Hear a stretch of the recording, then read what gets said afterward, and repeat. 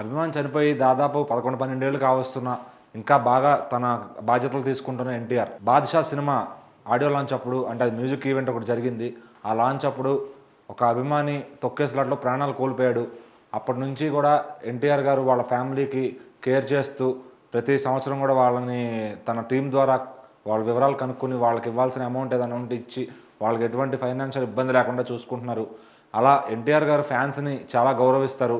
ఇలా ఒక అభిమాని కోసం 11 ఏళ్ళు కాదు 12 ఏళ్ళుగా ఇన్నేళ్లుగా పట్టించుకుంటున్నారంటే నిజంగా హ్యాట్స్ ఆఫ్ అని చెప్పాలి. అంటే తన సినిమా కోసం వచ్చిన అభిమాని అట్లా జరగడం అనేది చాలా బాధాకరం.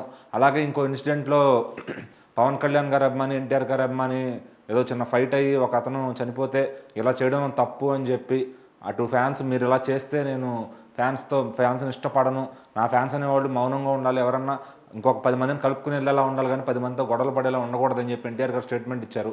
అయితే ఒక అభిమాని నిజంగా ఇన్నేళ్ళు తన కుటుంబాన్ని ఏ హీరో కూడా పట్టించుకోవాల్సిన అవసరం లేదు. బట్ ఆయన ఇన్ని సంవత్సరాలు పట్టించుకుంటున్నాడు అంటే ఇంకా ఇలా ఎన్ని చేస్తున్నాడో బయటికి తెలియకుండా తెలిసిన వార్తకే ఫ్యాన్స్ ఇప్పుడు ఇదన్నా నీ గొప్పతనం అని చెప్పి పొగుడుకుంటున్నారు. ఇలా తెలియకుండా ఆయన ఇంకెంతమందిని చేరదీశాడో, ఇంకెంతమందికి ఆశ్రయం ఇస్తున్నాడో తెలియదు. మరి ఇదైతే తన అభిమాని ఇలా చనిపోవడం వాళ్ళ కుటుంబ సభ్యులే బయట పెట్టారు ఆ వీడియోని. మరి ఆ వీడియో మనకు దొరికితే మనం తీసుకొద్దాం బయటికి. అయితే ఇంకా ఆయన ఇలా ఎంతమందికి చేస్తున్నాడు అని చెప్పి అభిమానులంతా కూడా సోషల్ మీడియాలో వైరల్ చేస్తున్నారు. నువ్వు తోపన్నా, నీ అంతటి వాడు లేడు అని చెప్పి. మరి ఫ్యాన్స్ నిజంగా కంట్లలో పెట్టుకుని చూసుకోవడం అంటే ఇదేనేమో బహుశా. అంతగా అభిమానించే వాళ్ళకి ఎన్టీఆర్ తిరిగి ఇదే ఇవ్వగలుగుతున్నాడు. నిజంగా సూపర్ హ్యాట్స్ ఆఫ్ అని చెప్పొచ్చు ఆయనకి. మరి ఇంకా మనకు తెలియని విషయాలు ఎన్నైతే బయటకు వస్తాయో చూడాలి.